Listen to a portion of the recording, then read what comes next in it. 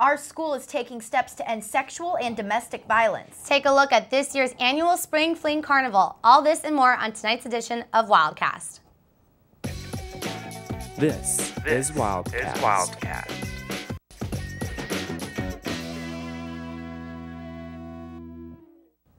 Good evening and welcome back to another edition of Wildcast. I'm Lexi Sutter. And I'm Marlena Hamilton. For the first time in 8 years, U of A and the community of Tucson came together to host the Take Back the Night event.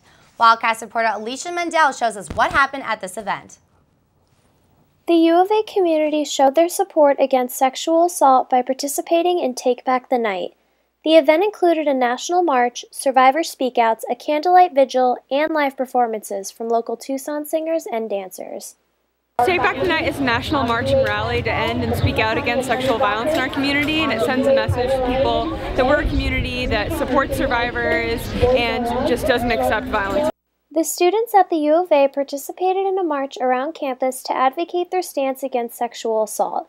They did this by making signs and chanting protests to showcase their support for acts against hate and violence.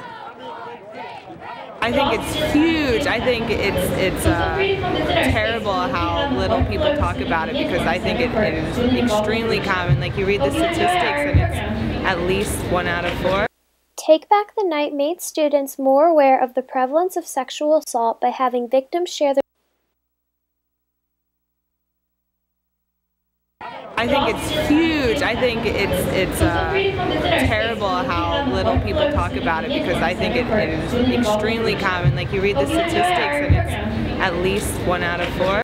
Take Back the Night made students more aware of the prevalence of sexual assault by having victims share their own personal stories.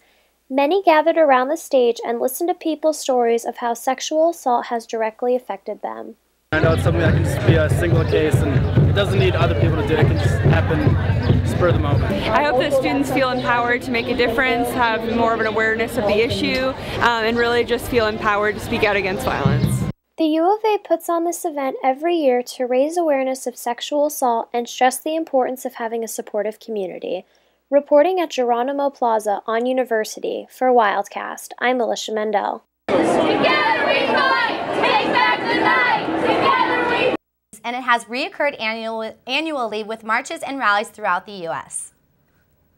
Yesterday marked the 5-year anniversary of Sing Hoi Choi's shooting rampage at Virginia Tech. Virginia's colleges and universities have been involved with quietly investigating students since the 2007 massacre in an effort to recognize students who may give off the same warning signs that Cho did before killing 32 people and himself. The events have also led universities across the country to better their emergency notification systems to students and staff, such as U of A's new UA Alert.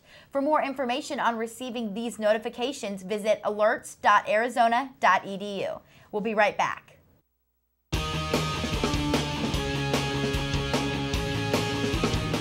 No one watched it on Wednesday. No. Talk show on Wednesday, UA Tonight. No. You didn't? No. Highland burritos are going off the menu? Yeah. Why am I going to school?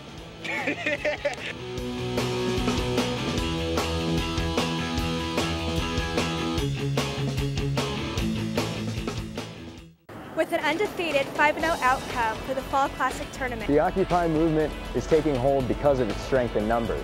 Tonight is the absolute last night to ride the trolley, as it is closing for 2 years. I'm sitting on what used to be known as Bear Down Field, which will soon be U of A's new practice field. I'm Evan Murray, reporting from McHale Center with Wildcast.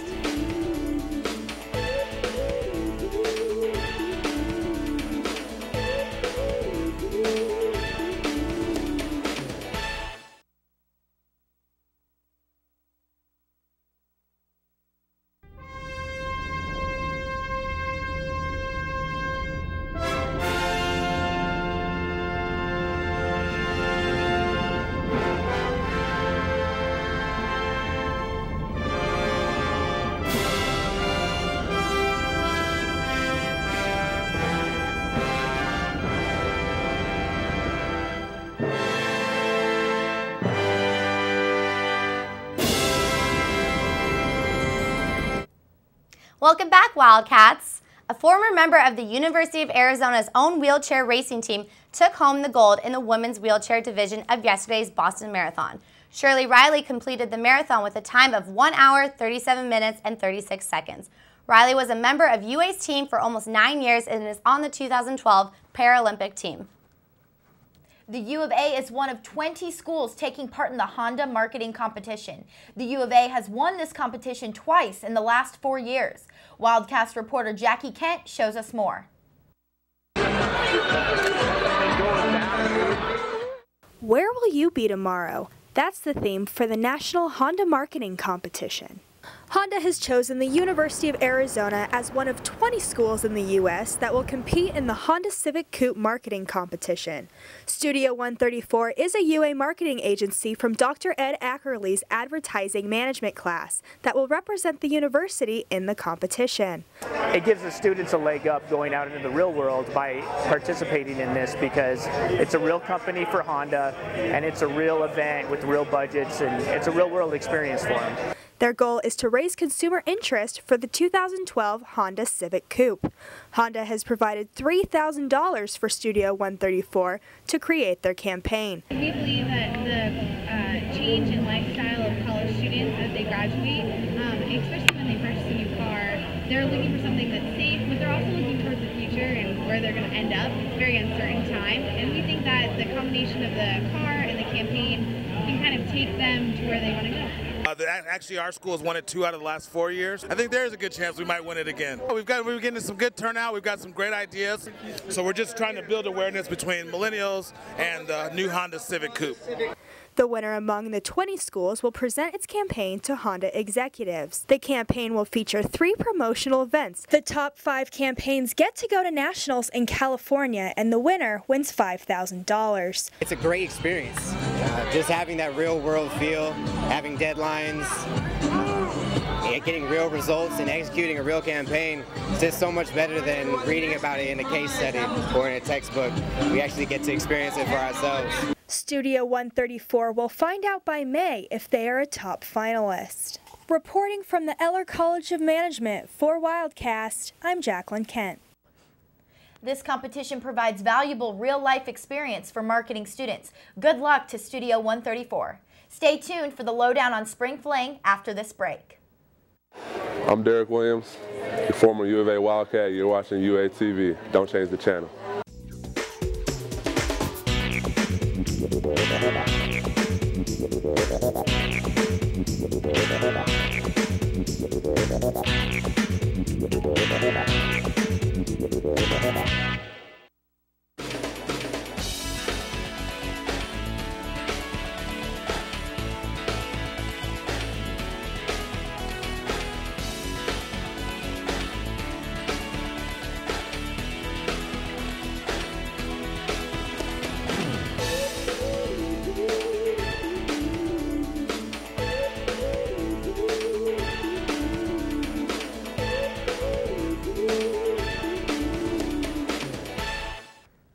Welcome back, Wildcats. Spring Fling is the largest student-run carnival in America, and it happened again last week. The carnival has been a campus tradition since 1974 and benefits over 40 clubs. For 4 days, the carnival brought together the Tucson community and UA students. This year, there were over 20 different food booths, games, and rides, all in downtown Tucson. The event attracted more than 25,000 people. Wildcast reporter Carollann Scott tells us more. Every spring, Rillito Park is home to 2 things, horse racing and the annual Spring Fling. U of A sophomore Roxy Ferenz explains a misconception of Spring Fling. Actually, I know a lot of people think Spring Fling is like a dance or something, they're not really sure. But it's actually just kind of like a little mini carnival, and it's an opportunity for students to like work booths and work with other people and just like fundraise for different events. Spring Fling is the largest student-run carnival in the nation. Ashley Sandin, the media director, talks about what went on all weekend. We were open all 4 days. Compared to last year, we had to close on Saturday because of the rain, and although it was kind of cold this year, we did really well. We had clubs out here working the booths, game booths and food booths, and lots of people came out. We had performances going on all weekend. We had volunteers out here, so it was just a really great event. Executive Director Brittany Steinke discusses how big Spring Fling is and how it benefits students at the university. We typically attract about 20,000 guests throughout the 4 days that we open. But the most important thing about Spring Fling is that we are a fundraiser. We are not for profit. We do not keep anything that we make. If we do manage to make money, it goes back into student government and the university. But our main goal is fundraising for the clubs. Typically from year to year, we make about $20,000 to $30,000 for clubs on campus. Sophomore Ashley Foxx attended this year's Spring Fling and talks about the benefits of attending on a Sunday. I came with friends. I was here earlier this morning and it seemed like there was a lot of families here with younger kids. I feel like probably most of the college kids came Saturday and Friday, but it was really nice actually coming today because there was no lines like ever. So I don't mind coming if there's a bunch of little kids here because they don't go on all the big rides. All the directors expressed their love for working at Spring Fling and their plans to return even after graduation.